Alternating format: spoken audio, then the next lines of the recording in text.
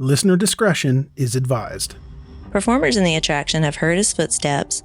They receive phone calls from an empty control room, and he's even been captured on the monitors inside the ride. Hello, everyone, and welcome to Scary Time.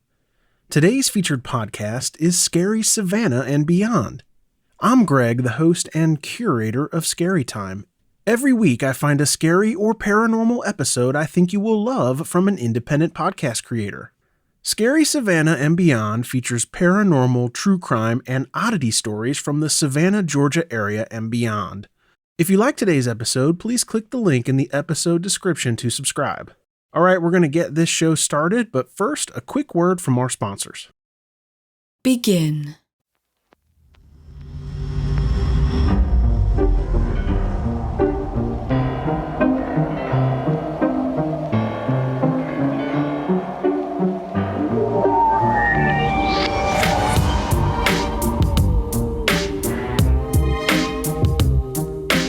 Welcome to Scary Savannah and Beyond. This is episode 21. Oh, it's finally old enough to drink? It is, and that's very important because we are in a drinking city, right? We are. A very drinky city. I am your host, Brett, and with me, as always, is the pigtailed, beautiful love of my life. But you'll know why later. I hope so. Crystal, how have you been this week, Crystal? I've been really good. I've got my coffee and my coffee Coke, and I've had a 5-hour energy, so I'm ready to go. Mine's got bubbles. Yeah, that's coffee Coke. Is it though? Is it though? So you can find us on Facebook. A Facebook or the Facebook? The Facebook. Or Facebook. As the older folks say. Of course, then again, only the old folks use Facebook now, right? My kids do not understand it. They don't understand it, nor do they want to understand it. Sort of the same way I feel about Snapchat. Yeah, I can't. Do they still use Snapchat? They do. Like everything is Snapchat. I can't. I think I deleted that I out. thought everything was TikTok now. Well, I mean, if you want to communicate with people, it's Snapchat. Okay. And well, like you store your memories there. The cool thing is I don't really care to communicate with people. Exactly. I'm not a very communicative Call me person. And leave me a message and I'm going to ignore it. Exactly. So just send me like a text. the old folks did. Yeah, send me a text. Leave a message. I'll return your call at my earliest convenience. Which is probably never. Exactly. So you can find us on the Facebook and Instagram, Twitter, TikTok. You failed me again. Sorry. I am definitely docking your pay. LinkedIn and on YouTube. On the social media sites, look for the user at Scary Savannah. If you want to find us on YouTube, just go to YouTube and type in Scary Savannah and Beyond. I was just so excited that I put YouTube last because I know you like to say that last and I forgot about saying TikTok. Sorry. Oh, well, at least you were thinking about me. I was. You were thinking about, man, he's just so hard to get along with. I'm going to put it down here and just ruin my entire train of thought. Sorry. Look up Scary Savannah and Beyond on YouTube. You can find us there. There is also a link to that on our website. And we do encourage you to go to our website, which can be found at www.scarysavannahandbeyond.com or www.scarysavannah.net. And we would thank you for going and checking out our Patreon page, where you could support us for as little as $3 a month. That would be at patreon.com/Scary Savannah. And we're about to hit a pretty impressive milestone, aren't we, Crystal? We are. We're almost at 10,000 listens. That's right. We started this little podcast back right at Halloween of 2021. We did. And we have had so many people listen, and I appreciate it. I think it's because they like your voice. Yeah, that's it. It's I think your it's voice. yours. I think it's yours. My stunning dulcet. I haven't even heard that word before. Dulcet tones. Oh, okay. I think dulcimet's an instrument. No, yeah, wait. That's dulcimer. a dulcimer. You have one of those. I actually do have a dulcimer hanging on my wall right beside my desk because I love bluegrass. It doesn't work though. Which is actually not a bluegrass instrument. It's more Appalachian mountain music instrument, which fits along with my theme of liking and being a certified paranormal expert for the 12 ghost stories that do pertain to the Blue Ridge Mountains and the Appalachian region, which is why I bought it. I thought you found it at a thrift store. I did. I did find it at the thrift store. I just had to give it a good story. You know how we are. Another thing we'd like to ask you to do is buy my lovely co-host some coffee, because we need coffee. I've got coffee here. We couldn't even afford regular coffee for me. It's bubbly coffee. That's more expensive. It is? Yes, this coffee cokes are like $2.50. Oh my for goodness one. gracious. Well, you need to buy us a coffee coke. I If you go know. to our website, lower left-hand corner of the screen, you'll see the little icon. It looks like a little yellow coffee cup right down here. And click on that and you can donate some coffee to Crystal. And we would greatly appreciate it if you would do that. And when you're on YouTube, make sure to subscribe to our channel, give us a like, and leave some reviews. That would help. Little reviews, comments, things like that on the video. Review on Apple Podcasts and Spotify now.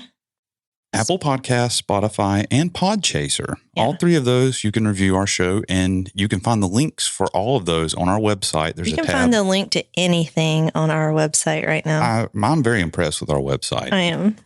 It's really neat looking at this point. And we also want to mention real quick our merchandise. We're both wearing the shirts, and I've got the hat on. You can support us if you maybe go buy yourself a shirt, hat, tote bag. I don't have Ferraris on there yet, but I am working on a deal to try to get those up in the premier section of the store. I can just, finish some of these phone calls I'm never going to make. And you can get 20% off for a limited time. Got a few of those coupons left if you use Scary Savannah 20 at checkout on the store. You can find the store on the website. There's a tab there. And also, because we love you so much and you've gotten us so close to the 10,000 listens mark this quick, we wanted to start doing something that we mentioned briefly in the last episode each month. We want to start doing a merchandise giveaway. And would you like to tell them about that? All you have to do is go to our website and find the form. What does the form say? Giveaway? Yeah, there's a tab at the top and it says giveaway. And you'll answer 3 trivia questions, which you can find the answers to in our previous episodes. Then go to our latest YouTube video, like it, and comment. Yeah. And what can they win? You can win your choice of a t-shirt and your choice of color. And size. And size. Or a coffee mug, which comes with this yellow. Or black. With our logo on both sides. It's really cool. We've had a few people get those already. Yeah. And we will be drawing those names in the first episode of each month. So our next drawing will be April 3rd, because that'll be the first Sunday of the month of April to give away the March merchandise. So you want to tell them about what's going on now in this episode? This week, I'm excited because we're going to be talking about one of my favorite things. Aha, pimple popping. I wish. I don't think that, well, it is kind of creepy. Peeling off dead skin.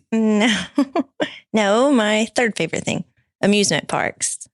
Fascia blasting? I like that too. Amusement parks.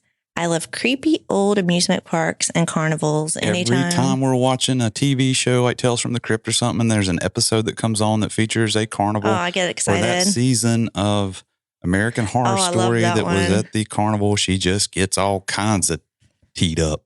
Keyed up. I said teed up, but it's keyed up. Yeah. I'm a huge Stephen King fan, as you know, and his book Joyland is one of my favorites. Also, you loved it too, didn't you? It's a great book, and it's very unlike most of his other books. It is. So if you have issues with Stephen King, then still give this one a try. Yeah, most of his novels are like 600 to 900 pages, and people are like, I ain't got that kind of time. It's approaching George R.R. Martin territory. But Joyland is like maybe a couple hundred pages, and it's really easy to read. We actually listened to it originally as an audiobook. We did, and I think we listened to it on the beach one time, and then I read the actual Kindle version of it. And, I have too. Mm-hmm. That's how much we like it. But it takes place in a fictional amusement park called Joyland, and it's really creepy, and we recommend reading it. Do you know that it's fictionally set in North Carolina as well? I did know that. I read the book. Aha. Another reason I love amusement parks is because that's actually where we had our very first date back in 1996. Yes, I asked her out in a series of cryptic notes that I drew comic book characters in, and very strategically handed these to her to soften her up, to ask her to go somewhere with me. Still couldn't bring myself to do it. And we ended up there anyway. We did. Because her friend was friends with my friend. Well, they were dating at the time. Yeah. Not anymore. Not anymore. They're married to other people, but So we went to this theme park called Scarowinds on the North Carolina, South Carolina border. We spent all summer there basically because Every summer. Yeah, we had no money and nothing else to do. So once you get that season's pass, you don't have to pay anymore. Your You get that parents free spend air $60 conditioning and there. then they don't see you the rest of the summer. Exactly. So I used to be a lot braver back before we had kids, and You were braver than me at one time. I would ride anything, but now that we had kids, I just like to go, and I like the atmosphere. We switched roles. I love roller coasters. You're scared of heights, so it makes no sense. But I'm terrified of heights. But you love those tall roller coasters. Giga coasters. Giga coasters. So Carowinds is part of the Cedar Fair chain of parks now. And like a lot of them, they have a Halloween event in the month of October. This one is called Scarowinds. I love Scarowinds. Yeah, it's definitely a lot of fun, but Halloween's it is my kind of favorite scary. holiday. Yeah. The scariest part to me is when this guy, he dresses like a potted plant, and then he's like just a plant sitting beside you, and then he just jumps out as you walk by. That's the best. Yeah, I love that one. It inspired me.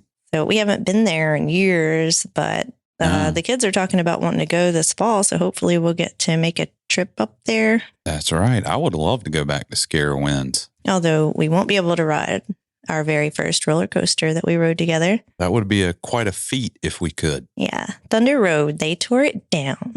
Thunder Road, which actually was the only roller coaster, I believe at the time, that was located in 2 states. Yeah, it would go halfway into North Carolina and half in South Carolina. Yeah, 2 tracks. It was a twin coaster, and it was wooden, and it was painful, and it was horrible. And one went forward and one went backwards. And all wooden coasters hurt. I can't imagine riding it now. I would just be in so much pain. All wooden roller coasters are painful. Not nearly as painful as the Hurler, though, which is another roller coaster. Yeah, that one's terrible. So, yeah, that was from Wayne's World, but they don't have that anymore. Totally. So Scarowinds may be a little scary, but it's all actors and it's all in good fun. And you actually worked there one fall for 1 whole night. Oh, it was one night? I thought you did it more than once. Okay, so you know how I want to be an actor, a voice actor. And when we would go there to the park, you mentioned the potted plant guy. And I said, he's my inspiration. Well, basically what he would do in the large open walkways, he'd carry around a large potting planter. Mm-hmm. And he would get in it and just stand there, and you couldn't see it's a person. He literally looked like a bush. Mm-hmm. And then he would just jump out. Sometimes he'd dance, and then it would scare people. And that, to me, made so much sense. It did. So I decided, even though I didn't need the job, I said, this would be fun. I would like to get into this and scare people because I'm just scary in general. Not usually in the horror usually kind of to way. Little children. I terrify little children. Our youngest son wouldn't even speak to me for the first year, and it had nothing to do with anything I did to him. 2 years, I think. He was just scared of me. I don't know why. I frighten small children. Our nephews were scared of you too. It must be my eyebrows. Yeah, you have angry eyes. Well, I went and auditioned, and they made me go into a room, and they said, okay, act scary. So I frightened the guy. I mean, he asked for it. He was just me and this guy. What did you do, just scream? Oh, no, I didn't scream. Acted like I was a zombie, but I just totally 100% went crazy like I do. Mm-hmm. And I think I flipped the table over. So they offered me a job right on the spot. I'm like, man, this is going to be good because some of the monsters get free reign of the park to roam around. Well, they also have these fun houses, scary mazes where people can go into. Well, they put me into the, I think it was actually called the Toy Factory, something like that. Yeah. And they had me dress up. And I don't know if any of our readers will remember this. If they're our age, they probably would. But there was a book called Goosebumps. Yeah. And there was this mannequin, this dummy, ventriloquist dummy, I think, doll. And they had me dress up like that. They dressed me up like that, which is okay. But then they put me at the end of a maze where people come out of a thing that creates claustrophobia. These blowing up bags, and it's dark, and and as soon as they dump out of that, I'm standing in the corner, dressed up like a dummy with the mask on, and then it's my job to scare them. Well, that's the perfect place to get punched. Oh, did you get punched? No one ever got violent with me. I was only there for the one night. Oh.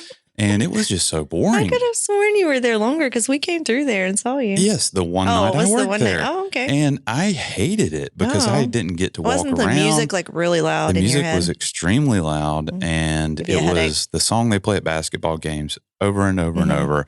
And I just got sick of it. And I didn't get to scare anybody because they were in such a hurry after that claustrophobia to get out that they just ran right past me. And half of them didn't even see me. Oh. I don't even know that y'all noticed me when you I walked didn't by. recognize you. Because you come out and I'm standing in a corner. They didn't let me move around, even in the maze. And I'm like, you're wasting all this talent. They did waste talent. They squandered an opportunity. Just think of where you could be now. If I could have been there, I might have been moved up to like assistant potted plant guy. Yeah, you could have been. Or one of those guys that had like the metal things on their knees and they slide across. Remember that? That would have been amazing. Yeah. But I'm too old for that. And You're too old for that now. My knees hurt. So that was a while back. Hey, I just got to hang on to the hope of voice acting, I guess, maybe.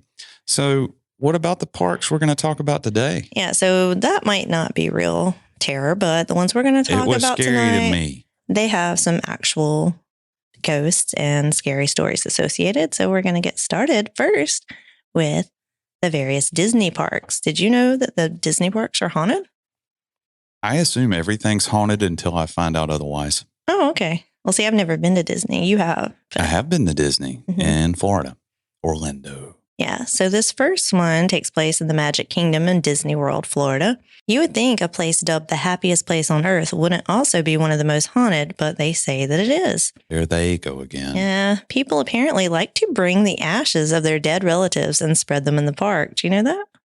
No, I did not. I guess so that the loved ones can live on in Disney World for eternity. I don't know. Maybe it's cheaper. That's weird. To dispose of the ashes in the theme park. Well, can't you just dump your ashes anywhere? Like yeah, on the side of the road? There's no sentimental value to dumping your ashes off by the Goodwill. Or maybe even donating yourself to the Goodwill. It'd be like put your nice little cardboard box they put your ashes in and it'd be sitting right beside, a flower vase from the 70s and a busted VHS cassette player. This happens so frequently that Disney actually had to make a rule against it. It's strictly prohibited. And if you do it, they can escort you out of the park permanently. I wonder how people try to sneak ashes into the park anyway. I don't know. It's like, what do you got, an urn on your shirt? I don't know. Maybe they put it in a water canteen. Oh, that's a good idea. The most popular place to sprinkle your ashes is in the Haunted Mansion attraction. That was my favorite attraction when we were there. Right behind the 3D theater where they played a Michael Jackson video. That was true terror. Staff say that they're always vacuuming up human ashes. Like, I think that's worse than just dumping like something someone. You would hear about in Savannah. Yeah. They'd be like, well, you can go down there and work on that restaurant down on Broughton. We've got a opening for an ash vacuumer. Ash vacuumer. So this might be why people report seeing so many ghosts. Either way, that's creepy. Like sprinkling your ashes inside a ride. I don't know. I think it's sentimental. There's a ghost there called the Man with the Cane. He appears in the mansion at night, and he died in a plane crash. This is what they say. He died in a plane crash in a lake near the park, and now he spends his time wandering around the house with his cane. Well, I know why he's wandering around there. Why? Because it's air conditioned. Oh, that's a good idea. Another ghost in the mansion is said to be that of a little boy who can be heard crying for his mother. One man claims to have captured a picture of the boy. I've seen the photo, and it's pretty creepy. And we're going to post it. And I don't know if you're going to put it on the screen. I'll try. There you go. And it's pretty scary, but who knows if it's real or not, because people can do anything with cameras, even make me look good. It doesn't take a camera to do that, and you know that. I've never been in the Haunted Mansion, but they say the version we have today is toned down because when they were previewing it back in the 60s, a man was so scared that he had a heart attack and died. This forced Disney to scale back the terror. Well, I did go in the Haunted Mansion. Is it scary? In 1989. And it wasn't scary to me, and it didn't seem like it was geared up to even be scary. And this is why, because somebody had a heart attack. And I was even scared of like the Incredible, Lou Ferrigno's Incredible Hulk. I remember when that show would come on, I would freak out and hide behind a couch, but I would never not watch it. I just couldn't watch that scene. Oh. The same way that my little brother, when we'd watch Fraggle Rock, could not watch the Gorgs. He'd have to hide. He was terrified of the Gorgs. That's funny. That's what they were called, right? The Gorgs. Gords or Gorgs or something. I think it's the Gorgs. Yeah. Yeah. Anyway, so it's not scary anymore, I guess. It wasn't scary at the time, but I guess the thing that scared me the most was the fact that I had to wait in line. Yeah, that's probably scary. I hate waiting in lines.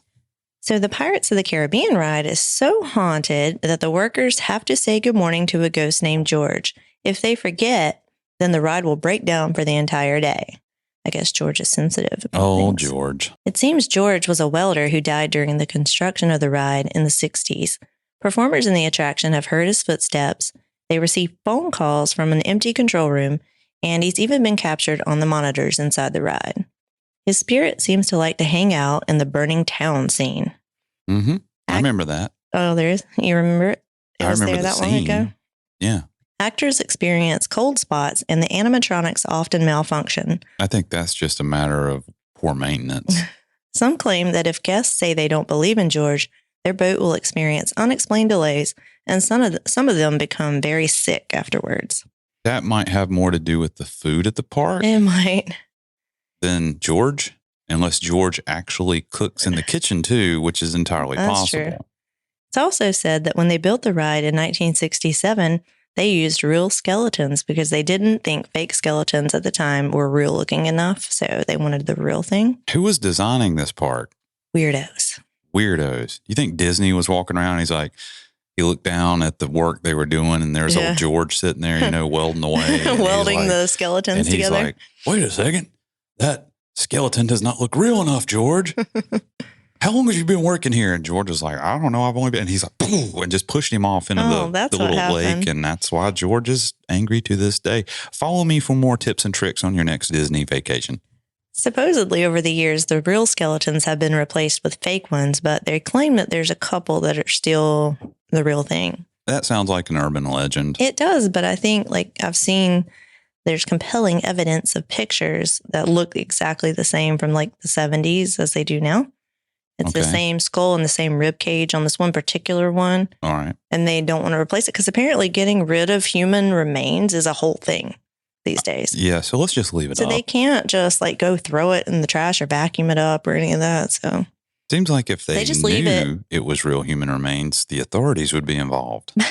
They got it from the UCLA Medical Center. What if one of them is George? It could be. Wow. Does one of them have a cane?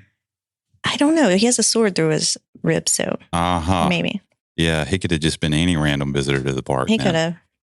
So there's another ride called It's a Small World. That ride's terrifying. Is it? It's terrifying because the animatronics are possessed by the devil.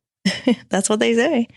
So there's a legend that a little boy hung himself on the ride in 1999, in the rafters.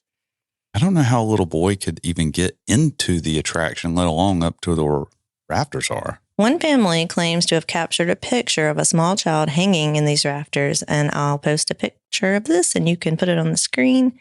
It looks like a kid standing there, but if I worked at the park, and this is one of the many reasons I would be fired from a job day one, I would go in here and get a little mannequin. Oh, gosh. Do you remember those little things you could buy at the hobby store that all the country ladies would get? And it looked like a little stuffed doll of a kid playing hide and seek. One that you put under a tire one time? Yeah. Yeah. Oh, I did. Yeah. So we have a photo of that picture that my daughter gave to me. This is World's Greatest Dad. It says World's Greatest Dad. And there's a fake kid under a tire. And there's I have serious problems. And I would go buy one of those and hang it from the rafters, but not tell anybody, and just wait to see if anyone notices. See if I could start my whole own ghost legend. Oh, that would be great. I think you should quit your job and let's just go do this. It really is one of my dreams. So on this ride, workers claim that once they've turned everything off, the dolls and animatronics will move on their own and they can hear giggling and singing. We've already heard about how ghosts feel about electronic devices. I just think animatronics are creepy anyway, and they just scare me. I don't like them in any shape or form. Have you ever seen one being maintained before? No. Where they take the skin and stuff off and you can see the servos and everything? Skin? Well, it's not really skin, but it's covering, and then you can see the animatronics in it. Oh, sort of looks like the Terminator. Yeah, I don't like it. So Space Mountain, did you ride Space Mountain? I was too scared. Okay, well, it's said to have a ghost. You'll find out more about why I'm so scared when we get to one of my segments and I talk about how I used to feel about roller coasters. Okay. Space Mountain is said to have a ghost called Mr. One Way. He is said to sit next to single passengers, and he has red hair and a red face, and it's believed to be the spirit of a man who died on the ride in the 1970s. And I just say, don't sit alone. Have a friend. Take a friend. What happens in the dark, too? I had this book called Birnbaum's Guide to Disney World. And when I found out we were going to Disney World, I would read it every day. And it talks about every single ride at the park. And I wanted to ride Space Mountain until I got there and saw it. And I was like, it's a roller coaster. Yeah. And I'm not man enough to ride it. Well, you were 9. Was I? No, you were 11. 1989. You were, 11. I was 9. You were 11. Yeah, I didn't ride it. So instead we went to the Epcot Center ball. It was a lot less intense. What about the Tower of Terror? Was that there? No. Oh, I thought it was newer. It's said to have the ghost of an actor who played a bellhop. While working on the ride one day, he suddenly dropped dead. He's been seen frequently and has even been captured on camera, supposedly. Who knows? With all the things they can do with cameras, who knows? That ride's relatively new, so it seems like if that had happened, there would probably be something said about it. And there probably would have been a post or a picture of it happening, because instead of saving him, they would have just been like, oh, he just dropped dead. He's a very mischievous ghost. He likes to turn the lights on, make them flicker, make loud noises, freak people out. So as you do. Yeah. That's basically what I would be if I was a ghost. Just annoying. I mean, that's what I am in real life. It would drive you crazy that you wouldn't be able to talk to people and they wouldn't be able to hear you. Who says I would not be able to be heard? Well, we'll find out. How so? We're going to Disney next week. Oh, I thought you meant something completely different about that. No, we're not going to Disney. You're not making it home tonight, Brett. So back in 1974, Disney opened its own island called Discovery Island. Sounds like Jurassic Park. Yeah, it was sort of like that, but not at all. It didn't have any dinosaurs. Makes sense, yeah. It closed in 1999 and was abandoned. Because it didn't have dinosaurs. Now it looks really scary, and it's said to be haunted by the ghosts of Disney mascots, like those old-timey ones. And they terrorize anyone who dares to venture out there. To me, this is terrifying. I don't like mascots or animatronics, so I would never go there. Or being in public in general. Yeah, but especially if there's mascots involved, I'm not going anywhere near it. Have you seen what Ronald McDonald used to look like, speaking of mascots? Have you seen what Mickey Mouse used to look like? Yeah. It's terrifying. It's like these old Halloween pictures. Yes. No. And you're like, stay away from me. Why? I can see why kids are scared of things like that. Because it really looks like your parents like, okay, go play with Mickey. And Mickey's like, rabbit. At least that's what I would do if I played the character, which is another reason why I would have the job for about 20 minutes. Over in Disneyland, California, Walt Disney used to have a small apartment over the firehouse attraction. There's a small lamp in the window, and the park keeps it on every day. It's said that Walt used to turn it on when he was there to let the staff know he was around. There's an urban legend around this lamp. The reason they leave the light on is this. Shortly after his death, a woman went in to clean the apartment. She turned the lamp off when she was done, but when she left and went downstairs and looked up in the window, it was still on. She thought that she must have just forgotten and didn't turn the lamp off, so she went back upstairs, turned it off again, went back downstairs, and looks up in the window, and the lamp's on. So she goes up again, and she turns the lamp off, and she just stands there and looks at it. And while she's watching it, it turns on, and she hears a voice say, "I'm still here." Did it say it like that? Or did it say, "I'm still here"? That's exactly how it said it. Okay, I figured it would. After that, the staff decided to leave the lamp on for good as a tribute to Walt Disney. I guess that's the least they could do to leave his light on, so maybe he can find his cryogenically preserved head. I think that's a Simpsons episode, actually. Is it? Yeah. I mean, that's the whole thing, Disney's cryogenically frozen head. Yeah, well, obviously, that's an urban legend. Or is that what they would have you think? No, I'm pretty sure it is. Maybe we should get Big Disney on the phone. Okay. Get him on the phone. Give us a call, Big Disney. Let's call him Collect. We'd like to call you Collect, just like them pilots did, and see if they take our call. I think the odds would probably be just about as good that they would. What do you think? I think so. So that's going to bring us to our second location, right? It is. And this one is actually a little bit more scary in the truest sense of scary, right? I'm excited. I am too. I haven't heard this story before. Okay, well, what I'm going to be talking about is the Lake Shawnee Haunted Amusement Park. Haunted? Haunted. And this is actually in West Virginia, so they might actually say it that way. Oh, they definitely do. I don't know if they are as redneck there as I sound. They are. but they may be. I've met several people from West Virginia, and they usually are. Okay. Well, we don't want to typecast everybody, but I feel I would fit in. What do you think? You would. So since we're moving on from Disney, we're going to move all the way up from Florida to West Virginia into a obscure little park that is called the Lake Shawnee, and it's in the city of Princeton, West Virginia. Princeton is a city that is in the county seat of Mercer County, and it's actually so nice, supposedly, that it's been called the Jewel of the South in past decades. But it houses one of the most haunted attractions in the world. Set alongside Lake Shawnee, you will find a defunct amusement park, which, oddly enough, was known as the Lake Shawnee Amusement Park. They were real original there. They put a lot of thought into it. They did. I bet they took a poll. Probably. And all three answers were Lake Shawnee Amusement Park. Yeah. And then there was 27% of them voted for option 4. Yeah. The park opened in the year 1926, and it operated for 40 years before closing in 1967.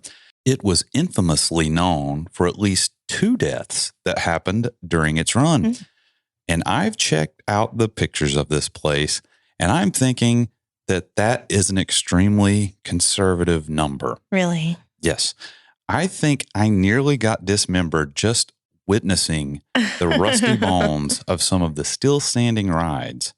So you think their maintenance crew was what we saw back when they used to bring that little carnival to town every year in Stanley? It was they got one guy literally up on the Ferris wheel with a screwdriver and a wrench tightening it down. And another guy literally holding the ride together. Yeah. And he's this will be fine. Yeah, so was it that kind of vibe? Yeah. Probably had a long ponytail and balding on the top. For sure. And he's wearing a wife beater. And they got one screwdriver and the between other the 3 of them. Overalls. They have to each borrow the Phillips head screwdriver as they need to fix things. And he's got to be named Cletus. Yeah. Well, Cletus or Wayne. Wayne's a good name. That's the other guy. Yeah.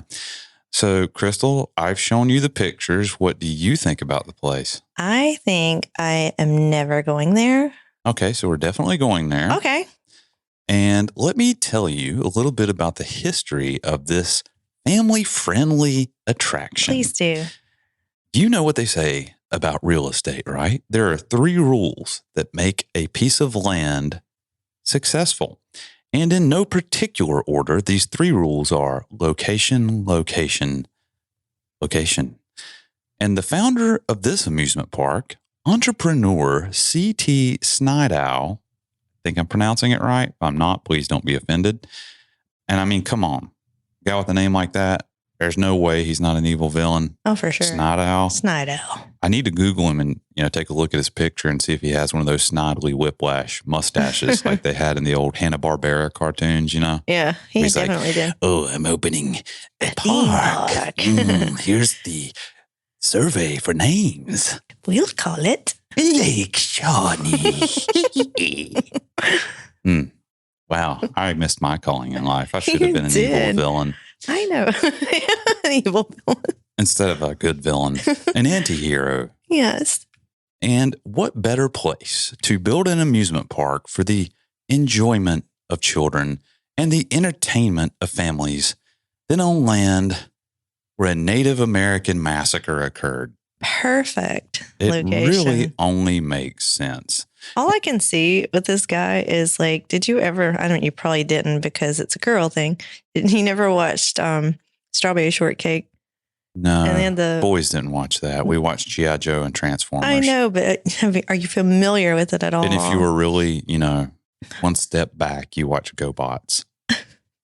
Well, have you ever heard of the peculiar purple pie man of Porcupine Peak? Oh, I remember that thing. Yes, that's who I see being this guy. Yeah. That's opening this amusement park. That's probably exactly what he looked like when he walked up. And they're why are you here? And he's I would open an amusement park. Yes. That's what I can see. That's all I can see. Go look him up. Yeah. He's creepy. But before we go further about this amusement park, let's dive into the horrifying event so that we can set the stage for the supposed haunting. Okay.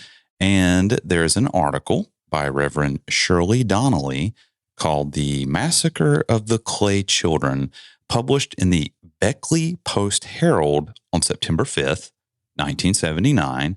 and it recounts the event as follows. And I've actually abridged it a little bit for duration of the story, but if you want to read the entire article, you can go find it for yourself there.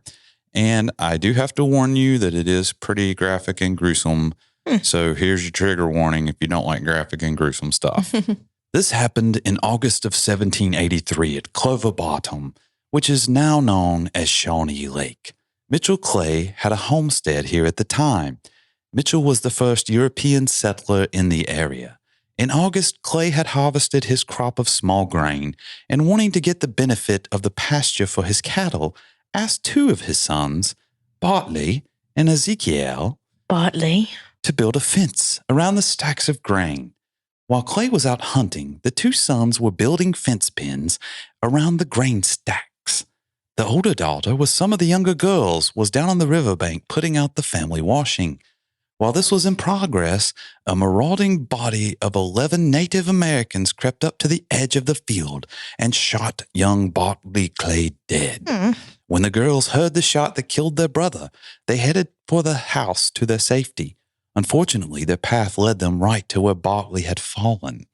One of the marauders attempted to scalp the youth and at the same time capture the older girl, Tabitha Clay. She was trying to defend the body of her brother. In the struggle, the girl reached for the knife which hung at his belt. She didn't succeed and was literally cut to pieces before she was killed. Ezekiel, who was about 16, was captured by another. About the time of the Indian attack, a man named Lincoln Blankenship called at the Clay cabin. When Mrs. Clay saw her daughter Tabitha in her death struggle, she begged Blankenship to go and shoot the savage and save her daughter's life. But Blankenship ran away from the scene and reported to settlers on the New River that the Clay family had been murdered by the Native Americans. When they got the scalps of Bartley and Tabitha Clay, they left the area with Ezekiel Clay as their prisoner.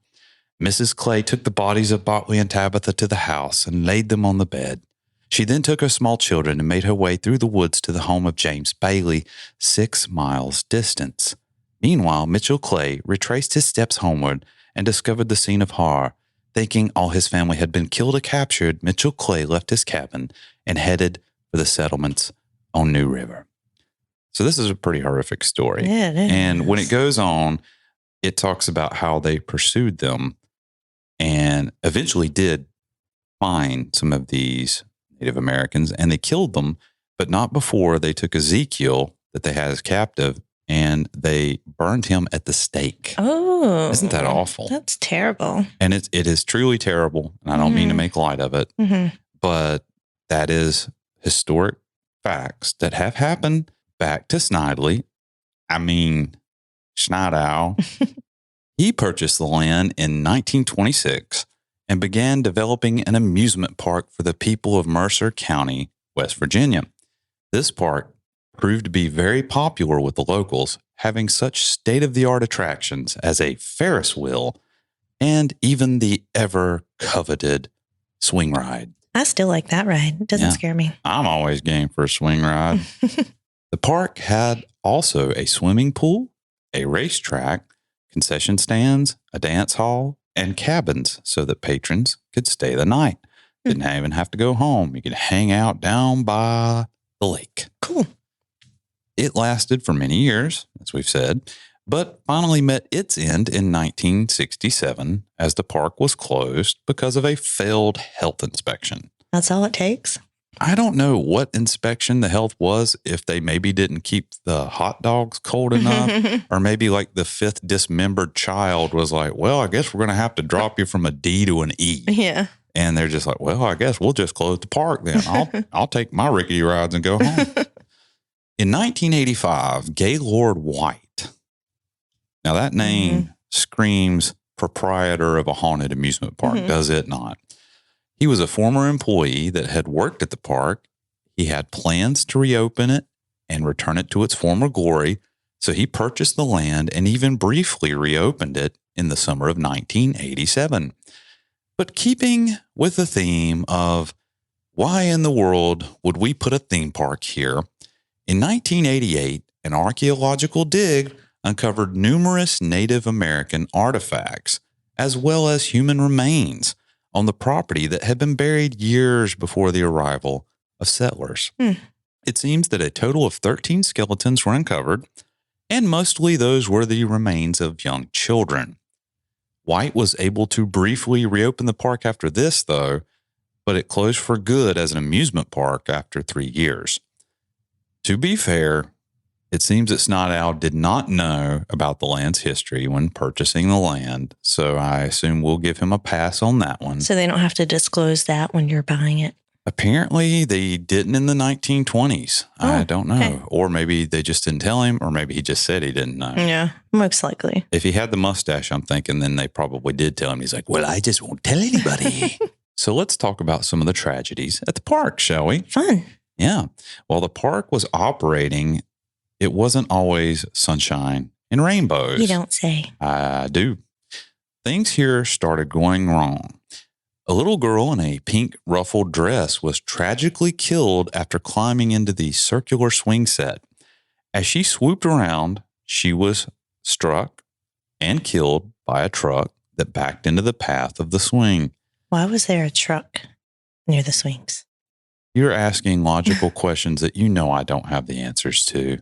That's how these stories work, Crystal. Okay. Another child, a boy, drowned in the swimming pond. He was found by his mother, his arm stuck in a drain. Ew. That's sad. Yeah. It's reported in the Visit West Virginia website that the park's rides were responsible for a total of 6 deaths. Still, I say, that's low. Conservative. Mm-hmm. And of course, this leads us to the ghosts of Lake Shawnee. I would be shocked to find out that this place wasn't crawling with ghosts just by looking at the pictures of the place. It's definitely got some stories. Yeah. The story makes it sound like this place should be located in Savannah, Georgia, not West Virginia, right? But where would they put an amusement park? Like just stick it right downtown in the middle of everything? Put it right in Forsyth Park. It's big enough. Just stick it right there. I mean, after all, we also love building things over the top of the dead here, right? Yeah, we do. You know, it just seems like it'd be a great fit. We need a Ferris wheel. I mean, visitors there have heard footsteps, mysterious chants, and children. You know, your favorite kind of ghost, right? I hate ghost children. Yeah. So speaking of the swings where the girl died, Gaylord said to the Travel Channel, sometimes the seat will start to move underneath your hand until you feel cold air blowing through the seat. And when you get to the middle, you feel something warm. And we believe that's her spirit.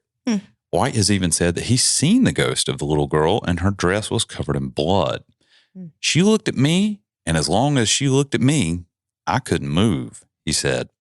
It's claimed that the old swings still rattle and that on the seat of the Ferris wheel, you can catch the ghost of a man sitting. And the pool I had mentioned earlier where the boy drowned has long since been filled over, but it's said that you can still hear the sounds of children's laughter echoing through the park around the pool. And this one sounds very Savannah. One time, someone got locked in a crusty old ticket booth, even though the doors do not lock. Sounds like a bathroom in any given restaurant or bar here, doesn't it? Yeah, they can take the locks off, but that won't stop the ghost. Yeah. If you would like to visit this place yourself, they do a yearly dark carnival event where tours are hosted. Ooh. Can we go? I would love to, but then we would have to leave Savannah. And I know how you feel about that. But if we're going to a dark carnival, I mean, come on, I'll make an exception. Wait, how far is West Virginia? I don't know, between 1 and all of the miles. Oh, I know it's a lot. We can fly. They have airports, I'm sure. Of course they have airports, Crystal. It's not like you're flying Antarctica. I know, but if it's like the middle of nowhere, West Virginia, you might have to drive 3 hours once you get out of the airport. They did force me to drive to West Virginia one time for my job.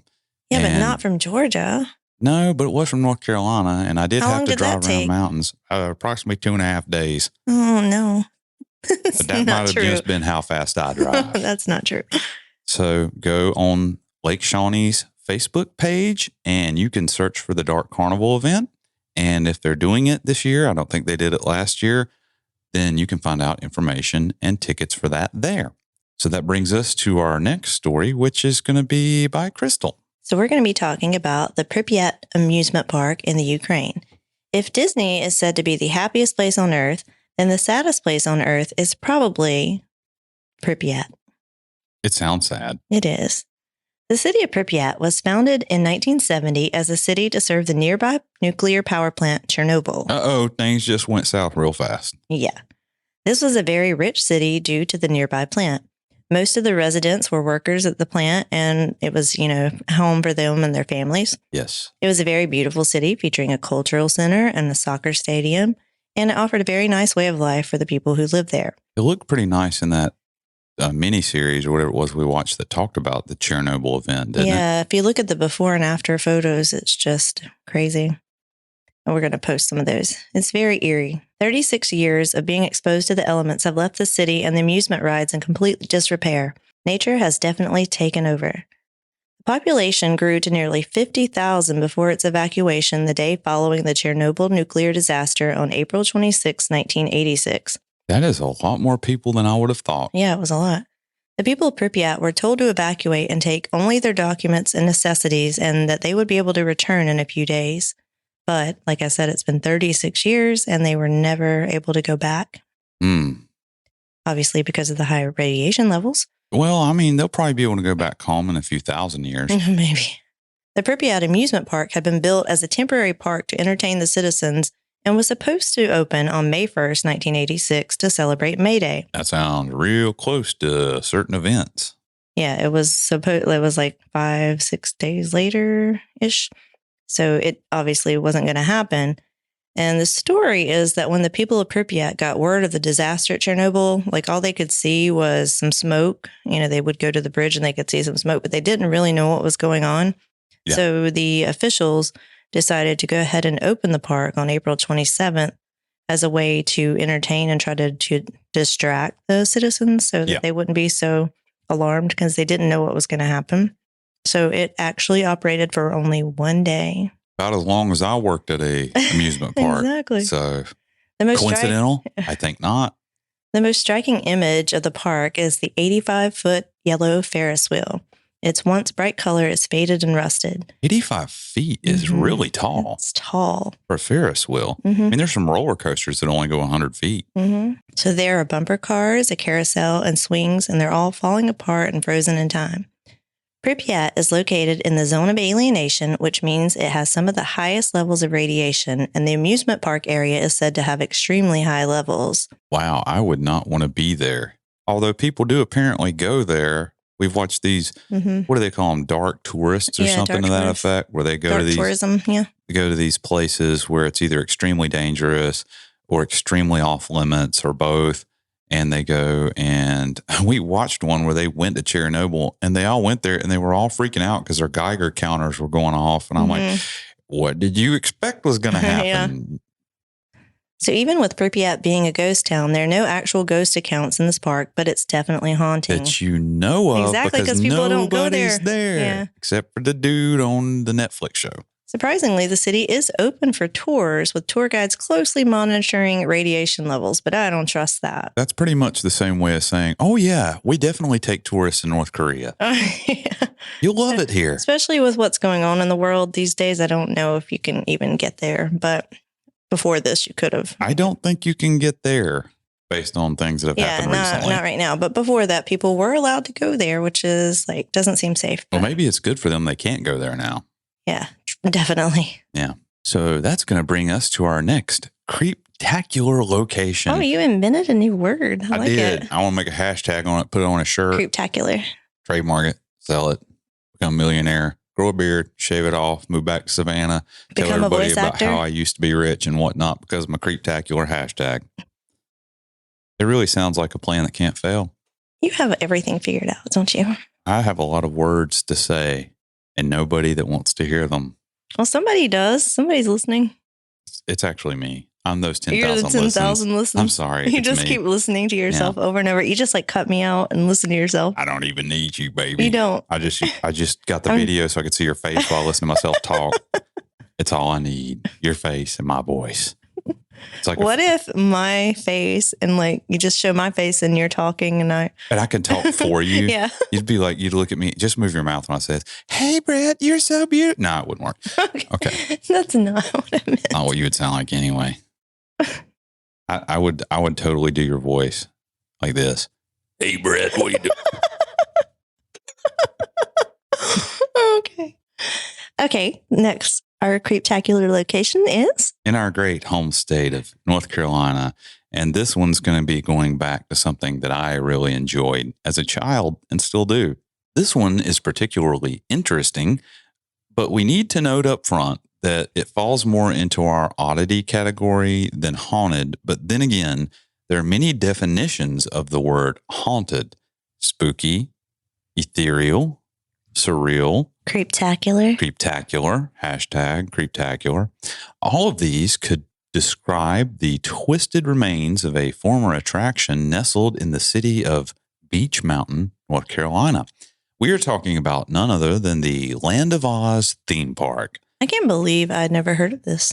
And I hadn't either as a kid. No. And it's amazing to me because... Yeah, we weren't that far from it. Watauga County. Because when I was a kid, I was actually obsessed with the L. Frank Baum books about Oz. I don't know if everyone knows, but there's more than just The Wizard of Oz. He wrote We used to read them to our children when I tried to. It bored them, I think. I think they liked some of it. Yeah, I did read it. And he actually, that series was continued by other authors as it went on. But there are a lot of Oz books. And in a funny enough tie to this story, I had an opportunity to go to Scarowinds because we lived near Scarowinds and I was a small child at the time. And it's a big theme park, as we said, a lot of roller coasters on the border of North and South Carolina, and does currently have some of the best roller coasters in the entire nation. I love the coasters now, but back when I was a smaller child, I was terrified of roller coasters. I was so scared that my dad was going to make me ride a roller coaster that when they told us they were going to take me and my younger brother to Scarowinds, which most kids would have went crazy for at the time because it was a treat, I was like, nah, not for me. I don't want to go. So you, and though. It made my dad mad. Oh, that's so him. Yeah, he's mad. I can see he's that. Like, you got to go, Brett. And I'm like, I'm not going. So... Well, you were unruly as I was a child. Unruly. My aunt said that about me. That made you angrier. I hate that word. I also hate the word guzzler. They call me she guzzler. calls you a guzzler, an unruly guzzler. Unruly. If she'd have said them both in the same sentence, I probably would have had a tantrum. I talked them into not making me go. So I went to my grandmother's house and I took my big stack of Oz books that I had with me. And I sat there and I read those at my grandmother's house while my brother went and rode roller coasters. And I'm frankly amazed that neither of us knew this place existed, especially me, because I've been a big fan of The Wizard of Oz for many years. And it turns out it was only 2 hours away from where we used to live. Yeah. Which, who knew? So let me give you a little history about the park to start with. The 16-acre park was opened in 1970 under the guidance of Grover Robbins, who had been successful with Tweetsie Railroad, which we both know. I'm familiar with Tweetsie. Tweetsie Railroad, if you haven't heard of it, is a really interesting park in Blowing Rock, North Carolina, which is very close to where our daughter went to college, go App State, right beside Boone. We had to drive by it to get to. You do. It's in between Blowing Rock and Boone. Yeah. So you see it when you go by.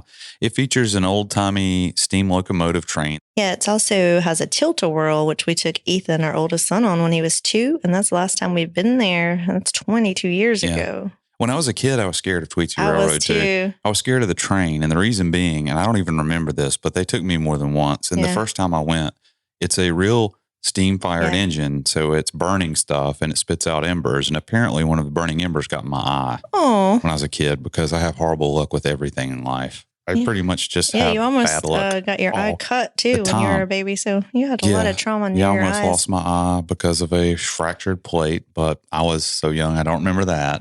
And I almost didn't. Well, to be fair, like me and my brother do have issues because I almost stabbed his eye out with a broken car antenna. It makes a perfect sword. Yeah.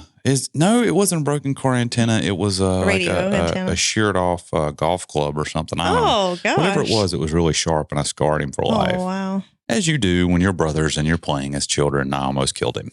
So, yeah. Fun times. Yeah, definitely fun times. So, back to the Oz land. Land of Oz. The Land of Oz. The ribbon cutting ceremony was done by actress Debbie Reynolds with her daughter, Carrie Fisher, a.k.a. Princess Leia. If I had known this, I would have worn my Princess Leia buns again. Well, instead, I did the Dorothy braids. Yeah, you did. And that's why she's wearing Dorothy braids, because we're talking about the Wizard of the Land of the Wizard of Oz. It did. So the Land of Oz, of course, features a yellow brick road. And these bricks were custom made and are no longer available, which sounds a lot like the Savannah Gray bricks, don't they? Yeah. So guests start out in Dorothy's house where they experience the tornado that took her to Oz. They then follow the yellow brick road and encounter the Tin Man, the Scarecrow, the Cowardly Lion, and the Wicked Witch of the West, eventually leading you to the Emerald City. The park featured a museum with actual memorabilia from the 1939 film, including the very dress worn by Judy Garland, who played Dorothy. We actually saw the ruby slippers, too, in the Smithsonian. At the Smithsonian. And we saw C-3PO or R2-D2 or both of them there as well. Mm-hmm. Very interesting stuff in Washington, D.C. In the beginning, the park was a huge success with over 4,000 guests on its opening day. It even won the Best New Tourist Attraction Award from the Washington, D.C. Daily News in 1970. Unfortunately, just before the park opened, the park's owner died unexpectedly. Oh, not Grover. I think he was just like the assistant to making it work. I don't know. He was the owner. I'm saying it was Grover. Okay. I'm going with Grover. It sounds like a legitimate name. Going with Grover. Wasn't Snidely, at least. It's He showed up in his old age. And I'm going to buy this park too.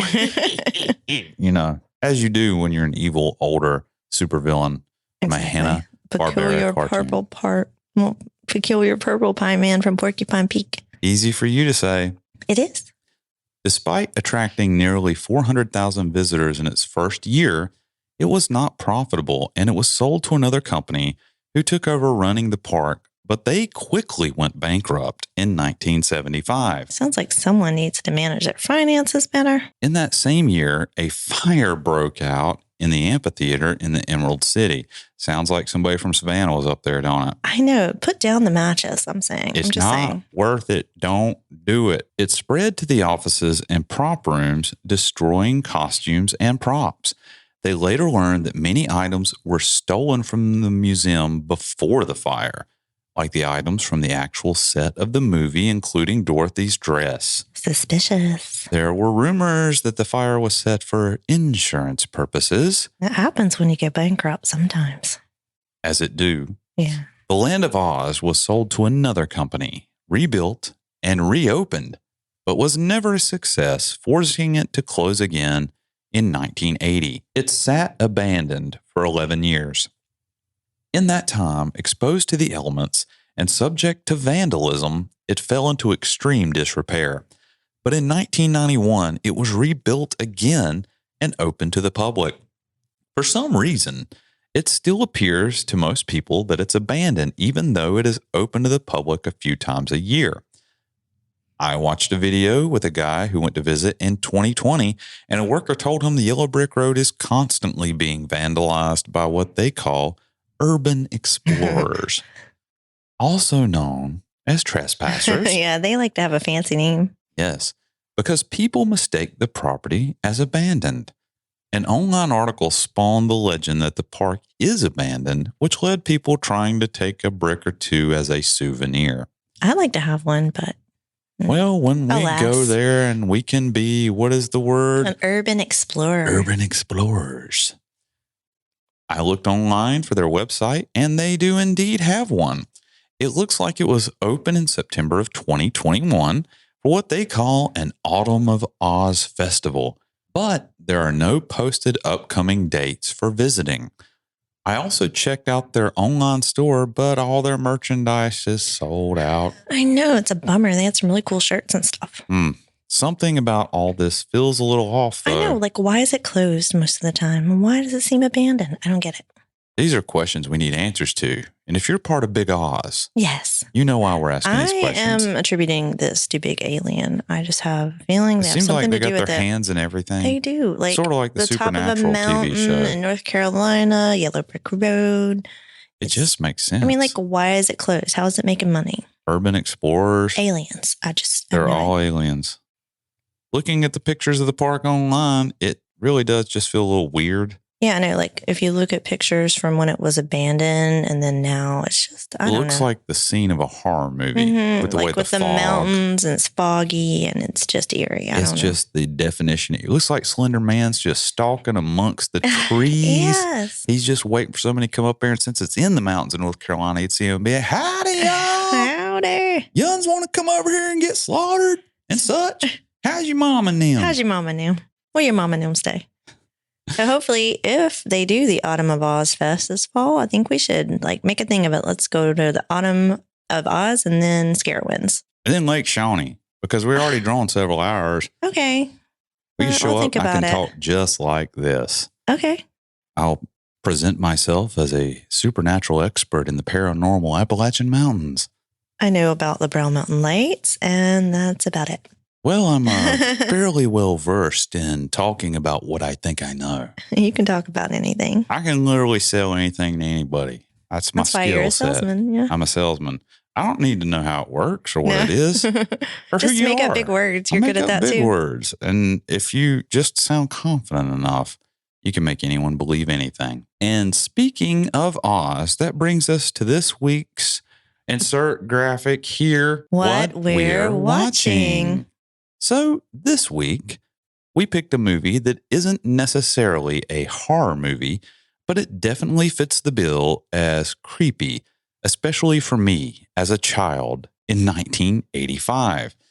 We chose Return to Oz, which was Disney's sequel to The Wizard of Oz. I didn't even know it existed until you brought it up. Yeah, I was permanently scarred by this film.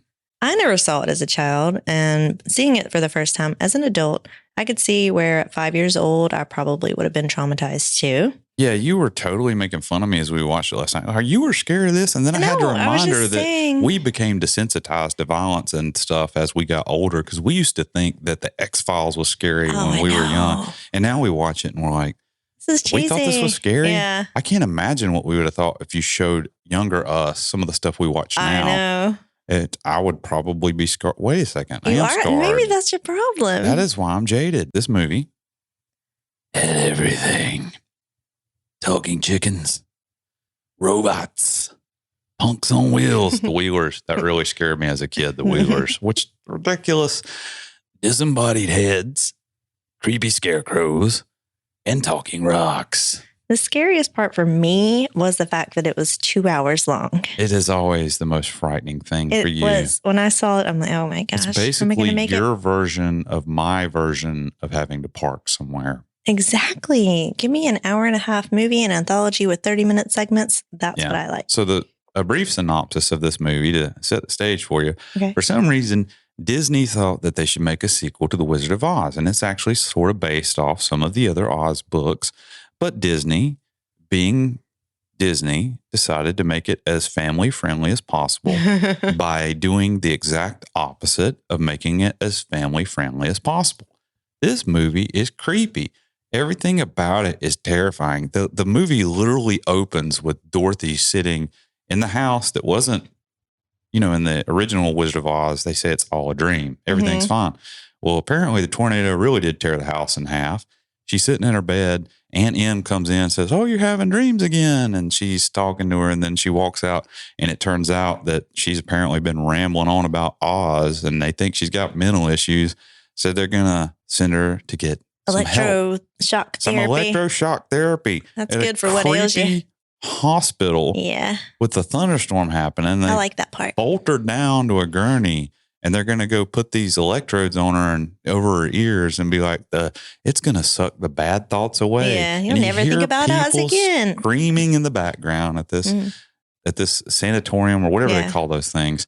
And thankfully lightning strikes at the last second. And then a young girl, won't tell you who she is because it comes into play later, comes and saves her and takes her back to the land of Oz, where she interacts with some new characters that are from the books. The pumpkin guy was freaky weird. Jack Pumpkinhead. Yeah. Yeah. I wasn't sure about that. And Gump. Yeah. Gump. I forgot about that. That was funny. A sofa with a moose head. So that was amazing. Oz has fallen into disrepair and it's been taken over by the Gnome King. Which is a rock. Well, yeah. I don't get it. I thought gnomes were like pointy hats. Well, I think that came from David the Gnome, which is an incredibly depressing cartoon out of Canada that I watched when I was a kid. Oh. That's where I think the gnome thing like that So this comes gnome from. was a rock. Yeah. Gnomes are rocks. Okay. You play Dungeons and Dragons. Don't you know how this works? I do.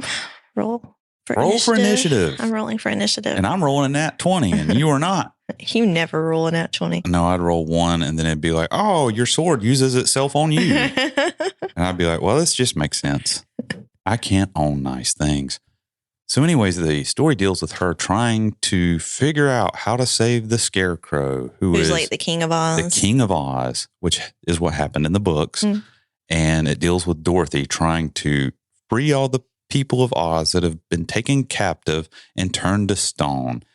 And it's actually a really good movie. Mm. It is made in 1985, so it's very 1985-ish. Yes, it felt very 1985. But the effects are pretty good for the time. It was. And I forgot it had claymation, and the which sets, is cool. Yeah, the sets are really well done. Mm-hmm. It is terrifying. Watching it now, I think kids today probably wouldn't be scared of it. But like I said, I was watching it as a child in 85. So you were 7? We weren't as hardcore back then as kids probably are now. They probably see stuff on video games that is a million times worse than this movie is at the time. And this is coming from somebody who hid under a seat in a movie theater at the first movie, Gremlins. Really? I couldn't watch it. Oh my goodness. Because of the scene. Cute. What? Yeah, well, I literally sat under Gremlins was the what, sheet, 1983 or something? So you would have only been 5. I was there. I remember being under the seat when the guy gets his arm eaten off or whatever it is. Oh, goodness. Good times. We might have to review Gremlins. Gremlins 2 is one of my favorite. Especially since I haven't seen it. And I may have seen it as a little kid, but I was only 3, so I don't remember. Gremlins 2 is in my top 5 list of favorite movies of all time. Yeah, and we haven't even watched it together. We haven't. Maybe that'll be next. After watching this movie that I forced you to watch last night to cram in for this episode. Yeah, we were up late and I barely made it. Yeah. You kind of dozed off once or twice, but you had already seen it. But you brought me back from the edge. Yeah, you've already seen it, so we were good. Oh, we even forgot to mention that the funny thing about this movie is the little girl that plays Dorothy in this movie actually turned out to be the actress that played a witch in a movie called The Craft.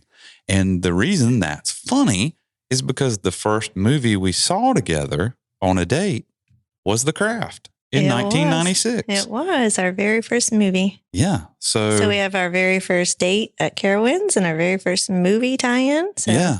So that's going to have to get you to add a little extra to the rating just for the nostalgia fact. So what did you think and what was your rating of this movie? I would actually give it 10 out of 12 dog treats.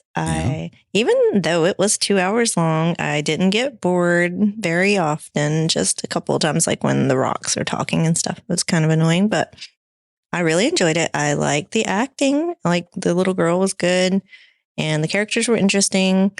And it was a lot of fun and it was creepy and I like creepy. I like that woman that kept changing her head. Yes. That was fun. Mombi. Yes, Mombi. I'm surprised. I thought you would have given it a 7. No, I actually liked it. Yeah.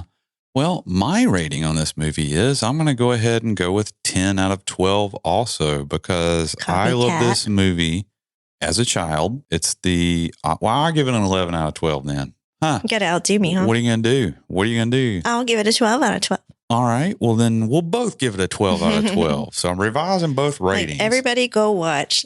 Everybody go watch Return to Oz. It's got a lot of nostalgia for me, and it's a well-done movie. It's probably got a cult following like a lot of movies do, which makes me want to do Better Off Dead. Oh, yes.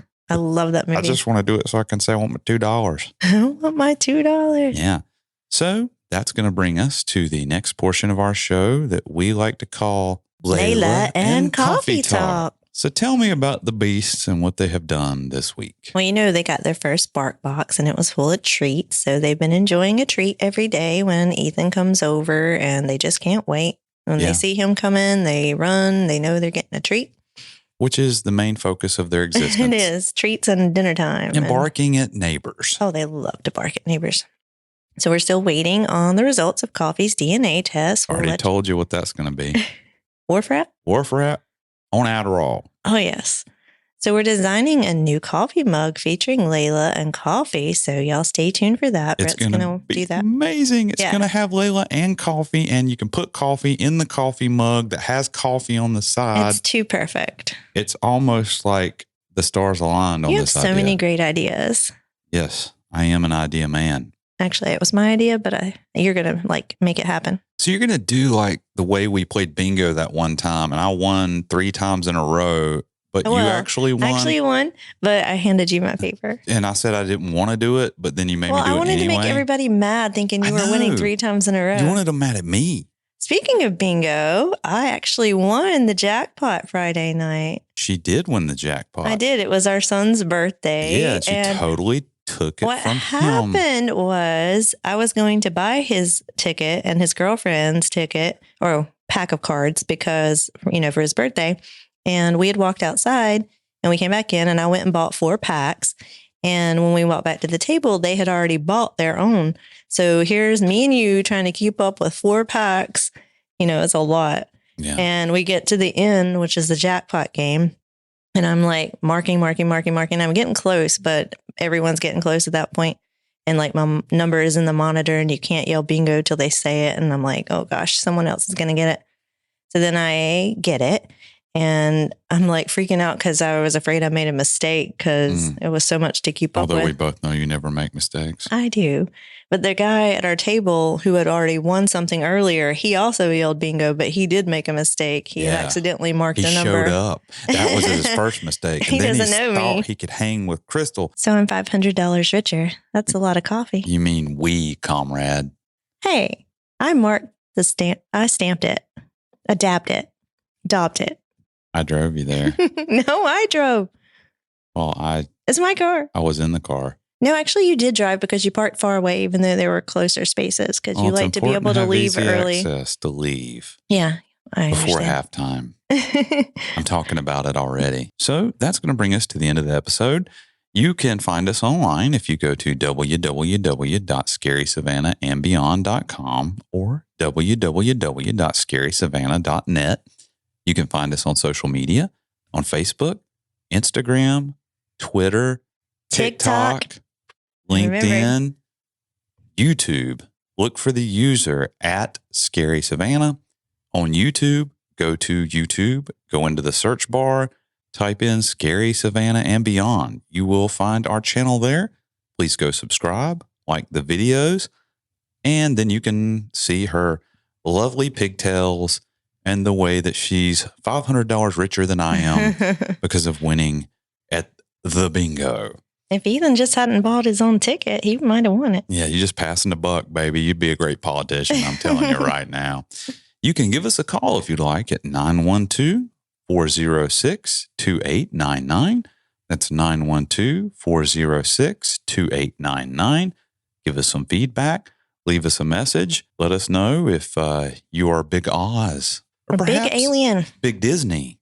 Big Disney. Working for Big Alien because we know that's where it all goes back. If you know where Walt Disney's head is, please let us know. Yes. And if you don't want to give us a call like that, on the bottom right of our webpage, there's a little purple icon. You can click that and leave a voicemail recording directly through your phone or through your computer. Send it right to us. If it's something you want played on the air, we can check that out. It's feedback, or if you can help us track down Disney's head. We would like to have all information pertaining to those aforementioned and don't forget swamp inquiries. Gas. Swamp Gas. Still listening for that too. I'm letting them off the hook. That's what it is. Just letting them off the hook every single time they think I'm going to forget.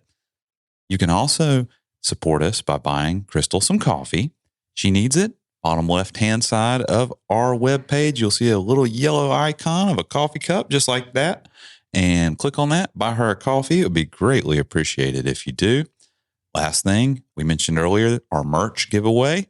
Go to our website, the tab that says giveaway. Go in there, answer 3 trivia questions, send that in. And the first Sunday episode of every month, we're going to announce the winner. And you will have your selection of either a t-shirt in your choice of colors, just like these, or a coffee mug with yellow or black.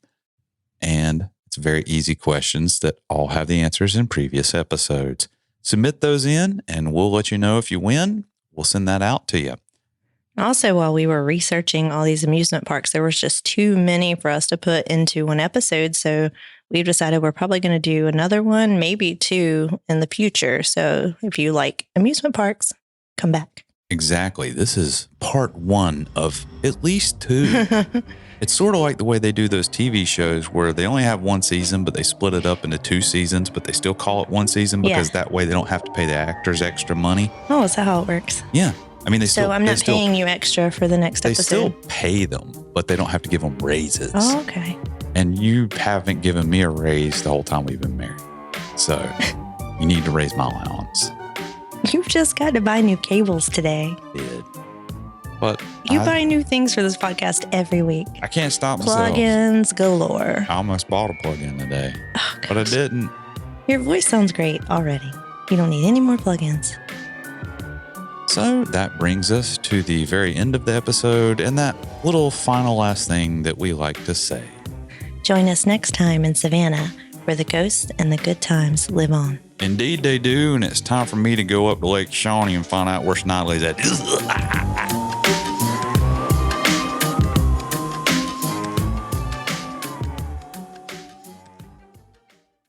Thanks again for listening to Scary Time by Indie Drop-In Network. Check out all of Indie Drop-In shows at indiedropin.com. If you would like your show featured, reach out to us at Indie Drop-In on all social media or go to indiedropin.com.